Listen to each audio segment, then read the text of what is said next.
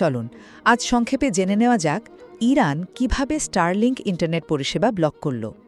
দেখুন, ইলন মাস্কের স্টারলিংক কিন্তু এখন আর শুধু একটা সাধারণ ইন্টারনেট পরিষেবা নেই, এটা একটা শক্তিশালী ভূ রাজনৈতিক হাতিয়ারে পরিণত হয়েছে।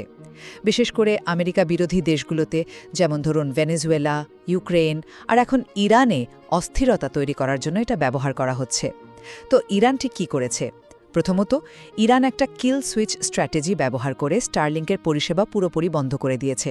তারা মিলিটারি জ্যামার ব্যবহার করছে, আর এই জ্যামারগুলো স্যাটেলাইট আর গ্রাউন্ড স্টেশনের মধ্যেকার সিগন্যাল ট্রান্সমিশনকে আটকে দিচ্ছে। দ্বিতীয়ত, একটা বড় প্রশ্ন উঠছে, এই প্রযুক্তিটা ইরানের কাছে আলো কোথা থেকে? একজন ইসরায়েলি সাংবাদিকের মধ্যে এই কমিউনিকেশন সিগন্যাল জ্যাম করার প্রযুক্তিটা ইরানকে দিয়েছে রাশিয়া এবং চীন।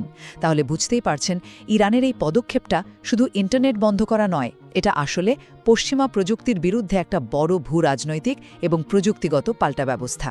ধন্যবাদ। আরও তথ্যের জন্য ওয়ার্ল্ড স্ট্র্যাটেজিক ইউটিউব চ্যানেলটি সাবস্ক্রাইব করুন।